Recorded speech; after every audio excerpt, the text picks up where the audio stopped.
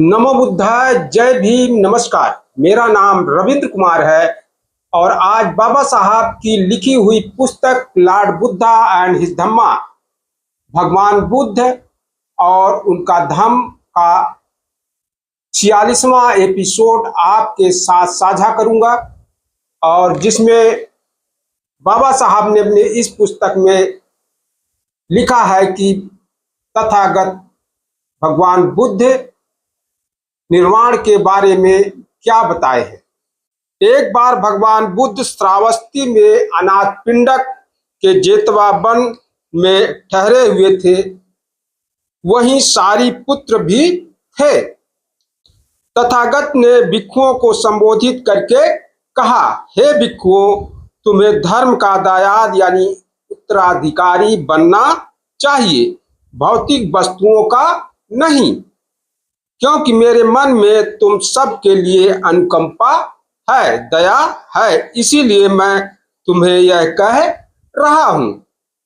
इतना कहा और तथागत उठकर अपनी कुटी में चले गए। सारिपुत्र पीछे रह गए। तब भिक्षुओं ने सारिपुत्र से प्रार्थना की कि वे बताएं कि निर्वाण क्या है। तब सारिपुत्र ने भिक्षुओं को संबोधित करके कहा, हे भिक्षुओं, तुम जानते हो कि लोभ अकुशल धर्म है, द्वेष अकुशल धर्म है। इस लोभ और द्वेष से मोक्ष लाभ करने हेतु मध्यम मार्ग है, जो हमें आंख देने वाला, ज्ञान देने वाला, शांति, प्रज्ञा, बोधि और निर्वाण की ओर ले जाने वाला है। यह मध्यम मार्ग क्या है? यह अष्टांगिक मार्ग के अतिरिक्त और कुछ नहीं है। यही सम्यक दृष्टि, सम्यक संकल्प, सम्यक वाणी, सम्यक कर्मांत, सम्यक आजीविका, सम्यक व्यायाम, चित्त की साधना, सम्यक स्मृति तथा सम्यक समाधि है। भिक्षुओं, यही मध्यम मार्ग है। सारिपुत्र आगे कहते हैं, हे भिक्षुओं, क्रोध अकुशल धर्म है, पटिध यानी विरोधी भाव अकुशल धर्म है, ईर्ष्या और मत्सर्य अकुशल धर्म है, कंजूसपन और लालच अकुशल धर्म है, ढोंग, ठगी और उद्दपन अकुशल धर्म है, अभिमान अकुशल धर्म है तथा प्रमाद अकुशल धर्म है। अभिमान और प्रमाद के त्याग के लिए मध्यम मार्ग है, जो आंख देने वाला है, ज्ञान देने वाला है तथा शांति, प्रज्ञा और बोधि की ओर ले जाने वाला है। आर्य अष्टांगिक मार्ग का ही दूसरा नाम निर्वाण है। इस प्रकार महाअस्तवीर सारिपुत्र ने कहा तो सभी भिक्षुओं ने आनंदित होकर उनका अनुमोदन किया। एक बार राध अस्तवीर तथागत के पास आए। आकर तथागत को अभिवादन कर एक ओर बैठ गए। इस प्रकार बैठे हुए राध अस्थवीर ने तथागत से निवेदन किया, हे भगवान, निर्वाण किस लिए है? भगवान बुद्ध ने उत्तर दिया, निर्वाण का मतलब है राग द्वेष से मुक्ति। लेकिन हे भगवान, निर्वाण का उद्देश्य क्या है? तब तथागत बुद्ध कहते हैं, हे राध, श्रेष्ठ जीवन निर्वाण अस्तित्व है। निर्वाण ही लक्ष्य है, निर्वाण ही उद्देश्य है।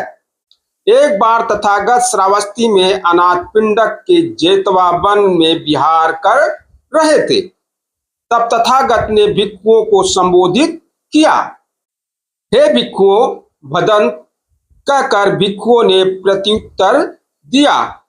तब तथागत ने कहा, भिक्षुओं, क्या तुम्हें मेरे बताए उन 5 बंधनों का ध्यान है जो आदमी को नीचे की ओर घसीट ले जाते हैं? इतना पूछने पर अस्थवीर मालूक के पुत्र ने तथागत से निवेदन किया, हे भगवान, मुझे उन 5 बंधनों का ध्यान है। हे मालूक के पुत्र, तुम्हें उन 5 बंधनों का कैसे ध्यान है?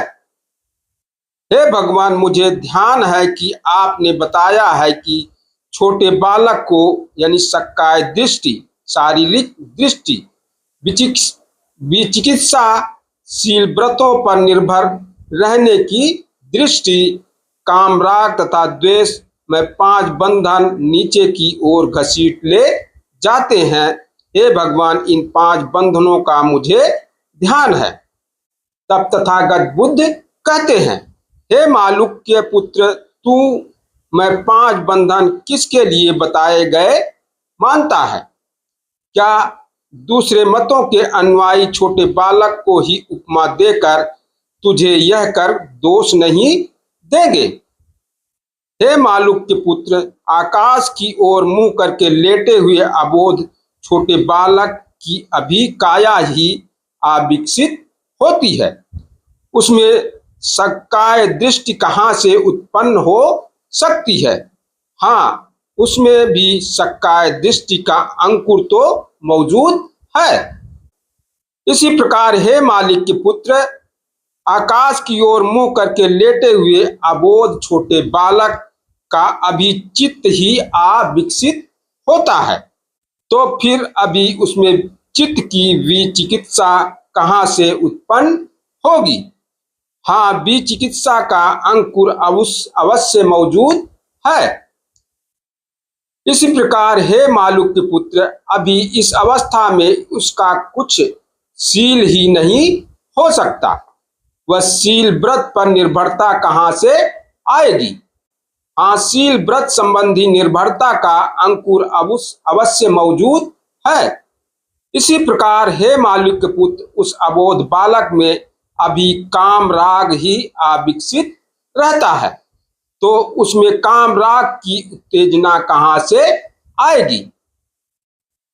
उसमें भी काम राग का अंकुर तो अवश्य रहता है।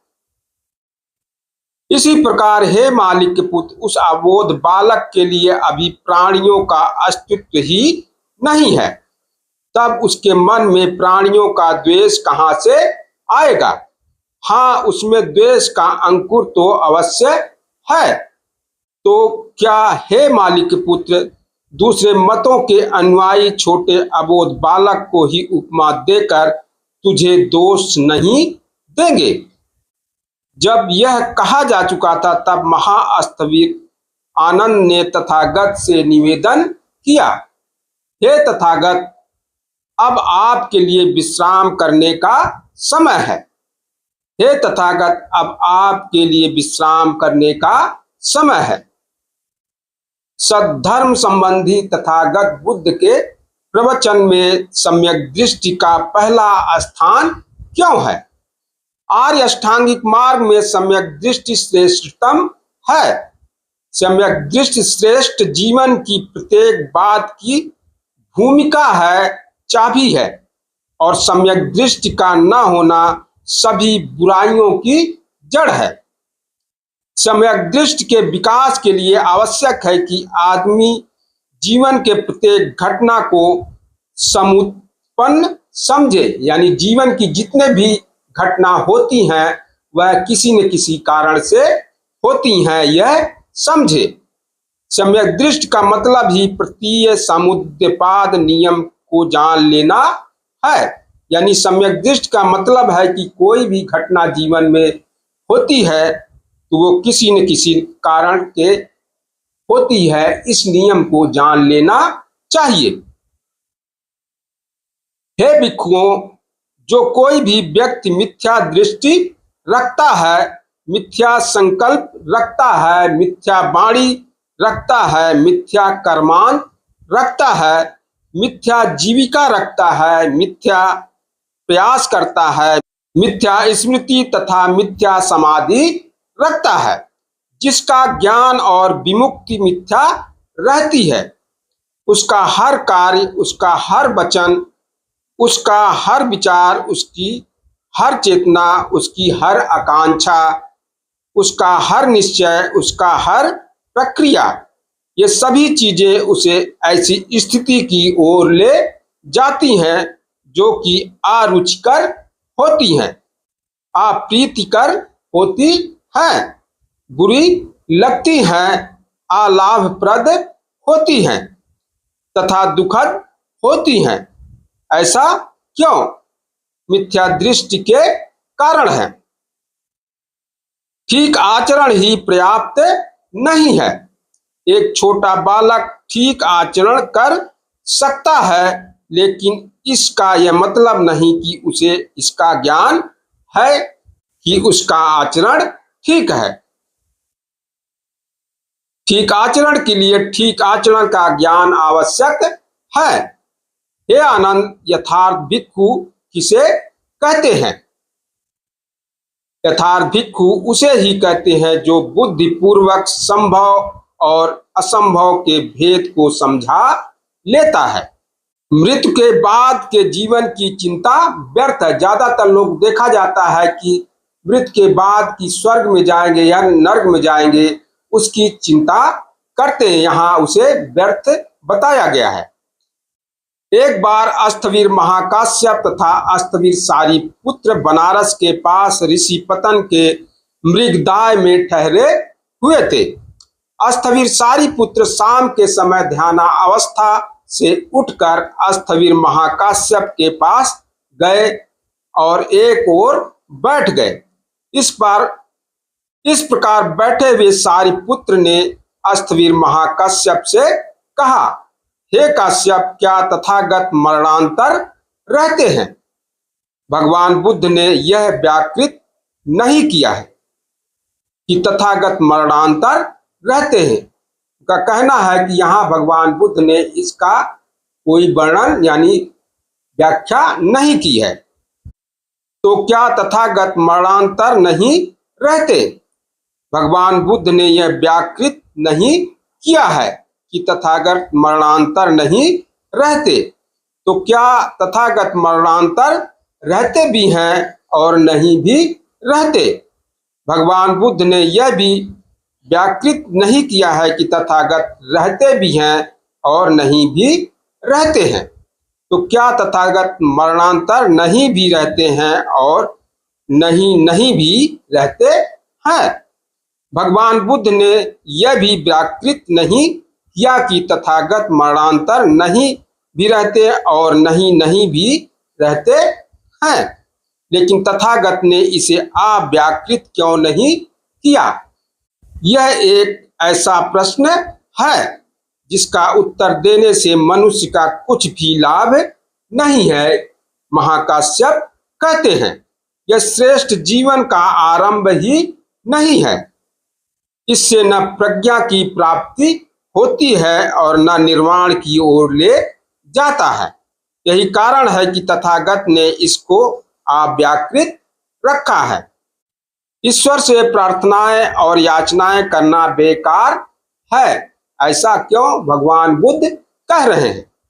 एक बार भगवान बुद्ध ने वासेट से बात करते हुए कहा, यदि यह आचिरवती नदी किनारे तक लबालब भरी हो और एक आदमी जिसे नदी के दूसरे तट पर काम हो उसे पार करना चाहे और किनारे पर खड़ा होकर वह दूसरे किनारे को पुकार लगाए कि हे उधर के किनारे इधर आओ, हे उधर के किनारे इधर आओ।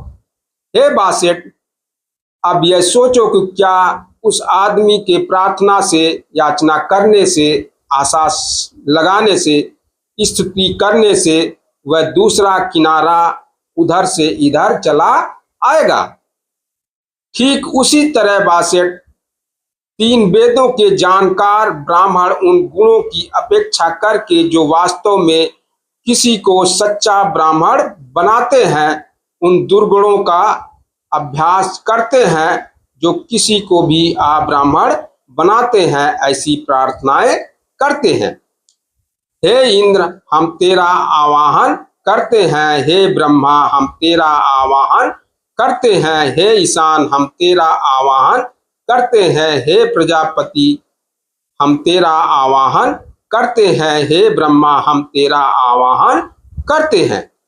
हे वासेट, यह निश्चित है कि ऐसा हो ही नहीं सकता कि प्रार्थनाओं और याचनाओं, अपनी आशाओं और अपनी स्तुति के कारण यह ब्राह्मण अपनी मृत्यु के बाद ब्रह्मा में लीन हो जाए।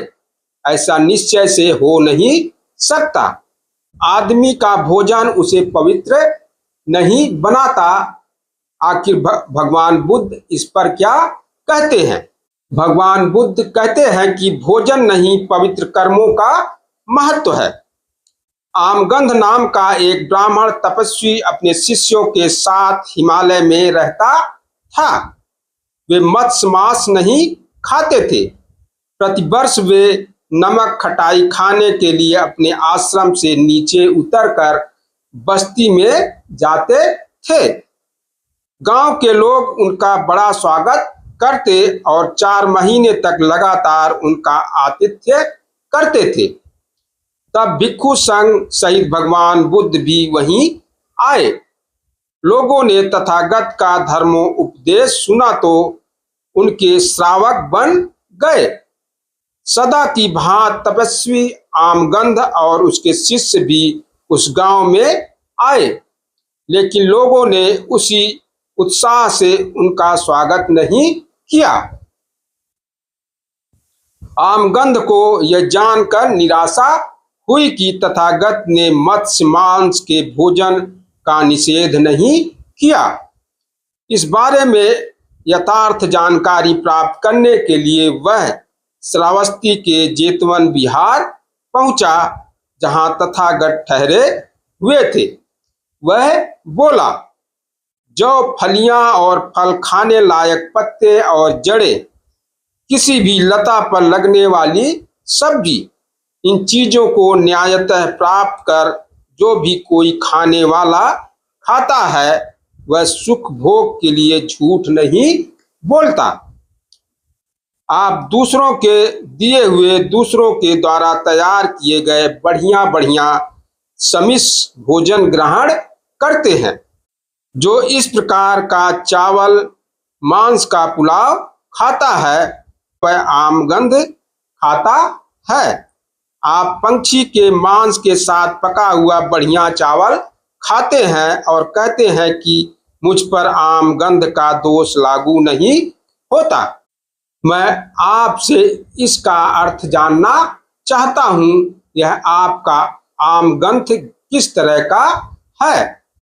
तथागत ने उत्तर दिया, जीव हिंसा करना, पीटना, काटना, बांधना, चुराना, झूठ बोलना, ठगना, वंचना करना, अनुपयोगी जानकारी तथा व्यभिचार, यह आमगंध है, मांस का खाना नहीं। इंद्रिय विषयों में असंयत होना, मधुर वस्तुओं के प्रति लोभी होना, अपवित्र कार्यों से संबंधित होना, मिथ्या दृष्टि होना, सीधा सरल न होना, अनुकरणीय होना, यह आम गंध है, मांस खाना नहीं।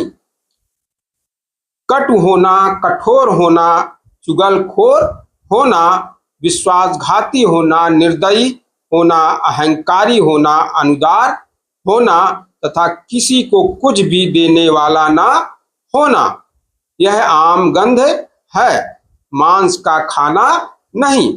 क्रोध, अभिमान, उज्जडपन, विरोधी भाव, ठगी, ईर्ष्या, सेखी बघारना, अधिक अहंकार, कुसंगति, यह आमगंध है, मांस खाना नहीं। दुश्शीलता, लिए गए कर्ज का ना देना, दूसरे का झूठा अपयश फैलाना, वंचक होना, बहानेबाज होना, इस संसार में निकृष्टतम लोगों का इस प्रकार के कुकर्म करना, यह आमगंध है, मांस भोजन नहीं। प्राणियों के विषय में असंयत होना, दूसरों को कष्ट पहुंचाने पर तुला होना, दूसरों की वस्तुएं छीन लेना, दुश्शील होना, निर्दयी होना, कठोर होना, और आदर की भावना रहित होना, यह आम गंध है, मांस भोजन नहीं। लोभ या द्वेष से प्राणियों पर आक्रमण करना, सदैव कुकर्म करने के लिए उद्यत रहना, मरणांतर आदमियों को अंधकार से ले जाकर नरक में पहुंचा देना, यह आम गंध है, मांस भोजन नहीं। न मत्स्य मांस से विरत रहने से, न नंगे रहने से, न सिर मुड़ाने से, न जटाएं रखने से, न बभूत लगाने से, न मृग छाल धारण करने से, न अग्नि पूजा करने से, न अमृत प्राप्ति के निमित्त तमाम तरह की तपस्याएं करने से, न मंत्र जाप से, न बलि चढ़ाने से और ऋतु के अनुसार भिन्न यज्ञ आदि करने से ही वह आदमी शुद्ध हो सकता है, जिसके संदेह दूर नहीं हुए। जो संयतेंद्रिय है, जो धर्म में स्थिर है, जिसे शील पालन में आनंद अनुभव होता है, जिसने आसक्ति को त्याग दिया है और दुख का क्षय कर चुका है, वह आदमी देखे सुने के साथ आसक्त नहीं होता। यह अकुशल कर्म ही है जो आम गंध है, मांस भोजन नहीं। भगवान बुद्ध कहते हैं कि बाह्य शुद्धि करना अपर्याप्त है। उसके बारे में भगवान बुद्ध कहते हैं कि एक बार भगवान बुद्ध श्रावस्ती में विहार कर रहे थे। उस समय संगारव ब्राह्मण भी वहीं रहता था। वह पानी से शुद्धि मानने वाला था और पानी से शुद्धि की क्रिया करता था। रात दिन वह प्रायः स्नान करने में ही लगा रहता था। अब आनंद महाअस्थविर चीवर धारण कर अपना पात्र चीवर साथ ले श्रावस्ती में भिक्षाटन के लिए निकले। भिक्षाटन से लौटकर भिक्षा ग्रहण कर चुकने पर आनंद महाअस्थविर तथागत के पास पहुंचे, अभिवादन किया और एक ओर बैठ गए। इस प्रकार बैठे हुए आनंद महाअस्थविर ने कहा, हे भगवान, यहाँ श्रावस्ती में संगारव नाम का एक ब्राह्मण रहता है। वह पानी से शुद्धि में विश्वास रखता है और पानी से शुद्धि ही करता रहता है। रात दिन उसका अधिकांश समय स्नान करने में खर्च होता है। हे भगवान, यह अच्छा होगा यदि आप संगाराव ब्राह्मण पर दया कर उससे भेंट करने के लिए चले। तथागत ने मौन रहकर स्वीकार किया। दूसरे दिन प्रातःकाल तथागत अपने चीवर पहन पात्र चीवर साथ लेकर संगाराव ब्राह्मण के घर पहुंचे। वहां जाकर बिछे आसन पर बैठे। तब संगाराव ब्राह्मण जहां तथागत थे वहां आया और कुशलक्षेम पूछकर एक ओर बैठ गया।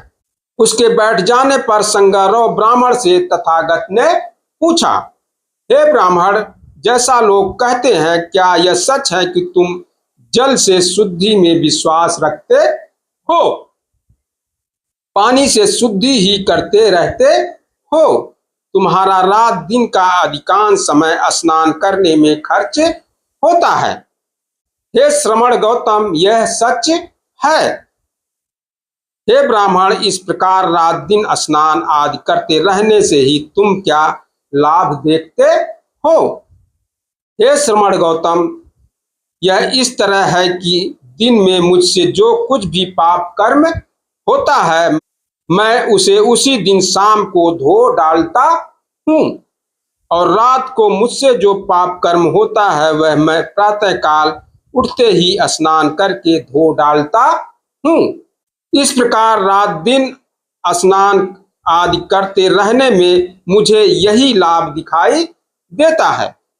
तब तथागत बुद्ध ने कहा, धर्म ही वह जल स्रोत है जो स्वच्छ है, जो निर्मल है। यहाँ जब धर्म रूपी जल स्रोत में शास्त्रों के ज्ञाता स्नान करने आते हैं तो उनका प्रत्येक अंग शुद्ध हो जाता है तथा वे दूसरे तट पर चले जाते हैं। तथागत के ऐसा कहने पर संगाराव ब्राह्मण बोला, श्रमण गौतम, यह अद्भुत है। आज से जीवन पर्यंत आप मुझे अपना शरणागत उपासक जाने। भगवान बुद्ध के मत के अनुसार पवित्र जीवन क्या है, उसके बारे में भगवान बुद्ध कहते हैं कि एक बार भगवान बुद्ध चारिका करते समय भिक्षुओं को निम्नलिखित प्रवचन दिए। हे भिक्षुओं, यह पवित्र जीवन न लोगों को ठगने के लिए है, न उनसे कुछ प्राप्त करने के लिए है, न लाभ यश की प्राप्ति के लिए है, न शास्त्रार्थ करना सीखने के लिए है, न इसलिए है कि लोग जान जाएं कि यह अमुक है। निश्चय से हे भिक्षुओं, इस पवित्र जीवन का अभ्यास किया जाता है शरीर और वाणी को संयत रखने के लिए, आश्रयों को दूर करने के लिए तथा चित्त की विमुक्ति और तृष्णा का क्षय करने के लिए किया जाता है।